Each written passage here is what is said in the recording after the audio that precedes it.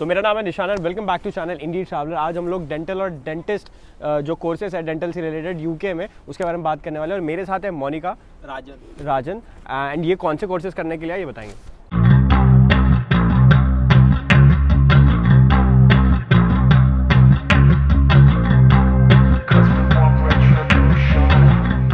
यहाँ पे एक्चुअली मैं यूके में आई हूँ in the university for masters in health care administration, और मैं ग्लोबल पब्लिक हेल्थ कोर्स लेके आया हूँ यूनिवर्सिटी में। ओके, तो अभी what I want to know is कि जो लोग जितने भी डेंटिस्ट हैं जो ग्रेजुएट हो गए, ऑब्वियसली ग्रेजुएशन होने के बाद इधर आते हैं, तो क्या क्या प्रोसेस है आने की, मतलब रजिस्ट्रेशन की, ORE वगैरह ये सारी चीज़ों की, ये क्या क्या प्रोसेस है? Please walk me through it कि आपने कैसा किया और लोगों को क्या करना चाहिए। एक्चुअली यूके आने के लिए there are lot of like things you can do. You can either get the registration done, registration as in registration as a dental therapist or hygienist, or either you can do one thing, that is you can take a course such as masters in global public health or any health related course to just get the visa and come here and prepare for the exam. And the best and the main pathway is clearing the exam, which is ORE or LDS. And I mean there are a lot of people who are still thinking कि यार कि ये ORE यहाँ पे आगे करना चाहिए, वहाँ पे आगे करना चाहिए, ये बहुत कन्फ्यूजन होता है लोगों में। एंड देन ये जो रजिस्ट्रेशन वाला भी जो प्रोसेस है उसमें क्या फ़ीस वगैरह होती है, कितना टाइम लगता है? एक्चुअली देखो, ORE और LDS का ये है कि ORE and LDS is licence exam and that is overseas registration examination. तो उसके बिना आप यहाँ पे प्रैक्टिस नहीं कर सकते? बिना एग्जाम के तो आप प्रैक्टिस नहीं कर सकते हो, क्योंकि इंडिया की या ओवरसीज बहुत सारी कंट्रीज की जो डिग्री है वो यहाँ पे वैलिडेट नहीं करते हैं वो लोग।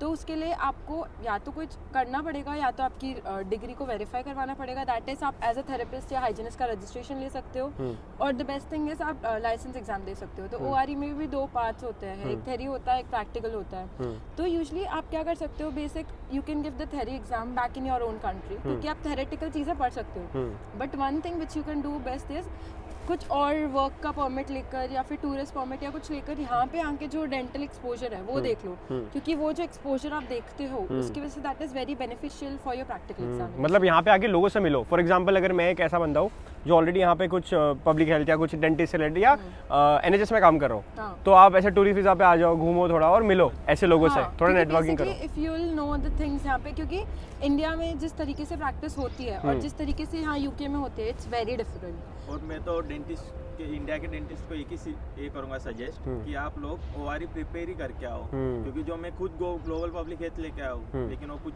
काम का नहीं इधर। अगर आपको बिना क्लिनिकल के बाहर काम करना है डेंटिस्ट, तो आप आ सकते कोर्स लेके, लेकिन क्लिनिकल में करना है तो आप ORE प्रिपेयर करके आओ, तो फिर नर्सिंग का कोई कोर्स लेके आओ।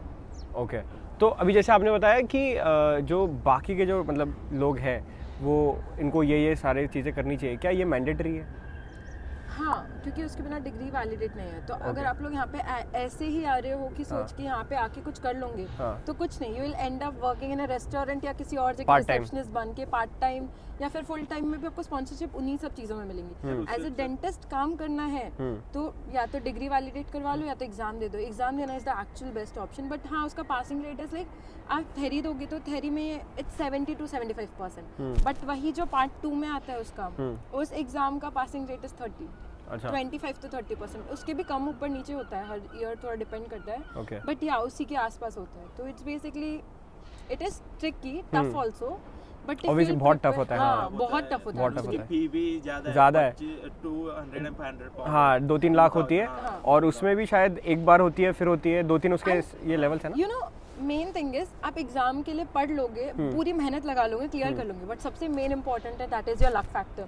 क्योंकि एग्जाम का जो स्लॉट बुक करना होता है ना, कितने लोग कितने सालों से बुक करने की कोशिश कर रहे हैं, बट कभी वीजा डिटेल रह जाती है, कभी कार्ड डिटेल रह जाती है, या कभी थोड़ा सा इंटरनेट स्लो हो जाता है या नेटवर्क चले जाता है और उनका स्लॉट ही बुक नहीं होता। स्लॉट बुक करने का it's like very difficult, you have to prepare for that. And उसका जो एप्लीकेशन रखने के लिए पूरा डेटा वगैरह होता है, उसके लिए भी for ORE application you have to create all the data sets, मतलब पूरी फाइल कुछ होता है, बहुत सारी चीजें, सिर्फ not just for the registration but exam के लिए रजिस्ट्रेशन करने के लिए भी you have to prepare lot of things. अच्छा, अभी जैसे आपने बताया कि अगर यहाँ पे अगर वो लोग आते हैं, फॉर एग्जांपल टूरिस्ट वीज़ा पे आते हैं, मिलते हैं लोगों से, तो what are the things that they should focus on? क्या पूछना चाहिए, क्या पता करना चाहिए और कौन सी चीज़ों पे ध्यान देना चाहिए? एक तो डेंटल प्रैक्टिस कैसी है, यहाँ पे करने का तरीका कैसा है, इंडिया में हम लोग जो प्रैक्टिस करते हैं वो थोड़ी ऐसी ह्यूज मास प्रैक्टिस होती है, मतलब हम लोग एक क्लिनिक में पेशेंट्स आते रहते हैं और जितने भी डेंटिस्ट है वो लोग रिलेट कर सकते हैं इस चीज़ को कि हम जैसे इंडिया में पेशेंट करते हैं तो हमारे उधर ऐसा नहीं होता कि हम लोग 2 महीने बाद या 3 महीने बाद अपॉइंटमेंट्स दे रहे हैं। यहाँ पे जो चीज़ें हैं वो बहुत ज़्यादा सिस्टमैटिक है। इंडिया में किसी पेशेंट का आने का कैसा होता है, अगर हाफ आवर या 15 मिनट्स लेट वगैरह हो गए तो चल जाता है। यहाँ पे it is like a time slot given to you, so you have to come, like वो हाफ आवर के बीच में ही आपका ट्रीटमेंट होगा, उसके ऊपर नीचे टाइम नहीं देते वो लोग। एंड प्राइवेट एंड NHS का ये सब like it's a huge difference. Like India जैसा कुछ भी नहीं है, प्रैक्टिस करने का तरीका अलग है। हम लोग जो मटेरियल्स यूज करते हैं वो यहाँ यूके में कुछ नहीं चलते हैं। अच्छा। यहाँ पे कुछ अलग चीज़ें यूज होती है, टेक्निक्स वगैरह डिफरेंट। हाइजीन पे बहुत ज़्यादा ये फोकस करते हैं। और जो लोग फॉर एग्जांपल जो लोग इंटर्नशिप तो करके ही आते हैं लेकिन जो लोग वर्क एक्सपीरियंस लेके आते हैं उसका कोई मतलब है यहाँ पे, कोई सेंस है? वर्क एक्सपीरियंस तो हमारे पास भी है। अच्छा। बट वर्क एक्सपीरियंस का इधर इतना कुछ ज़्यादा फर्क नहीं पड़ता। वो लोग जो हमारा डेंटल का वर्क एक्सपीरियंस है, अगर आपके पास कोई डिग्री नहीं है और समझो आप यहाँ पे आ गए और आप किसी एनरोल कर लिए किसी नर्सिंग कोर्स में एंड एज एन नर्स या फिर असिस्टेंट आप हेल्प करना चाहो किसी डेंटिस्ट की, तो you can do that. But मतलब एक क्या होता है कि आप लोगों को वो उस लेवल पे नहीं देखते, तो आप कितना भी इंडिया से प्रैक्टिस करके आओ, आप रिसेप्शनिस्ट ये सब वही करके रह जाओगे जब तक आप आपकी डिग्री वैलिडेट नहीं करवाते। क्योंकि यूके में the most important thing is registration number. If you don't have the registration number and if you have like 50 years of experience then also it is not validated. तो मतलब experience count नहीं करता basically जब तक ओआरई नहीं है। हाँ, ओआरई के बाद तो योर एक्सपीरियंस मैटर्स। और after ORE fee and all जितना आपको पेमेंट एंड ऑल मिलता है, सैलरी वगैरह, इट्स लाइक वेरी गुड। तो what is the salary that you should expect like after getting ORE, मतलब रजिस्ट्रेशन होने के बाद? बेसिकली 45-50 के ऊपर ही जाता है। Depend on experience. हाँ, डिपेंड ऑन एक्सपीरियंस। कौन से लेवल पे? 65। इसमें भी बैंड होता है?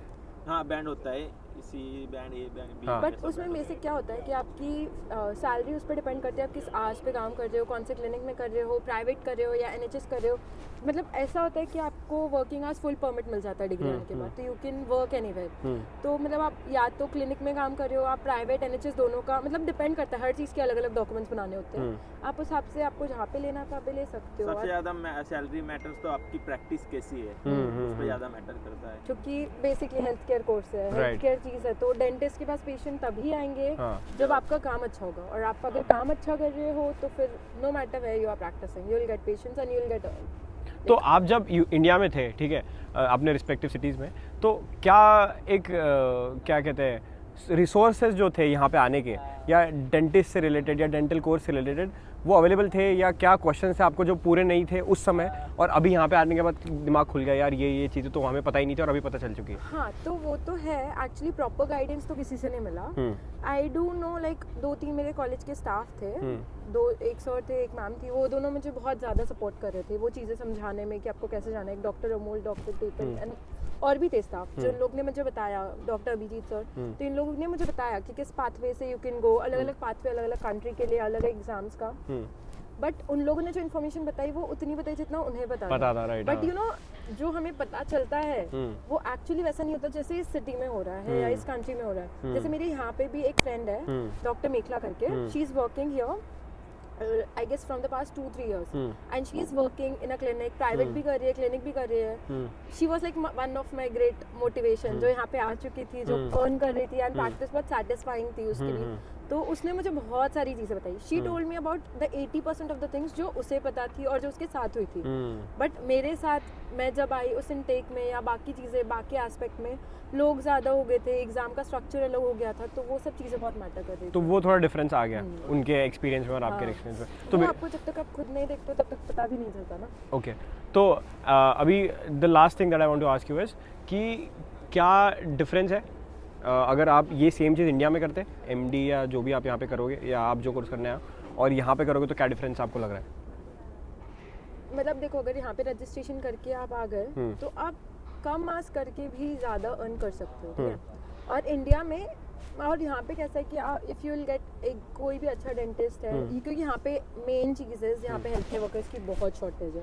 NHS के पास लोग नहीं है इतने, तो they are hiring. If you have the validate degree ना, आपको जॉब्स तो यूँ मिल जाएंगे। इंडिया में यू हैव टू स्ट्रगल, यहाँ पे पहले डिग्री मतलब लाइसेंस लेने के लिए स्ट्रगल करना है, उसके बाद लाइफ थोड़ी अच्छी है, ठीक है।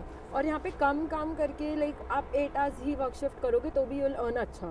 ठीक है, सिटी एक्सपेंस वगैरह हटा के उतना ही हो जाएगा जितना इंडिया का है, बट बहुत सारे नए एक्सपीरियंस यहाँ पे आ जाएंगे। पर वर्क कल्चर अच्छा है ना? हाँ, वर्क कल्चर अच्छा है। अच्छा है। नहीं तो इंडिया में दातांचा दवाखाना एंड मेन चीज पता क्या है, इंडिया में आप है ना बहुत स्ट्रगल करोगे अपना क्लिनिक बनाने, उतना इमेज बनाने, जब तक आपके पास उतने पेशेंट नहीं आते। एक पेशेंट इंडिया में अभी भी वही सिस्टम है कि एक ने बोला ये अच्छा कर रहा है तो और 4 लोग बोलते हैं। और अभी इंडिया में डेंटिस्ट भी बहुत ज्यादा बहुत हो गए। और पता है मतलब ठीक है आपका काम अच्छा है, वो सब बिल्ड करने, अच्छा क्लिनिक डालने, सब कुछ करने आपको और 5 से 10 साल लग जाएंगे। उसके बाद तक तो ऑलरेडी बाकी लोग बन चुके होंगे ना, तो आप तो थोड़ा पीछे रह ही जाओगे। Unless and until you give your like बहुत अच्छा परसेंट कि आप बहुत मेहनत कर रहे हो क्लिनिक में, ज्यादा वर्क कर रहे हो नाम बनाने, क्योंकि बहुत सारे ऐसे डेंटिस्ट है जो इंडिया में यहाँ से ज्यादा कमा रहे हैं इंडिया में रह के भी।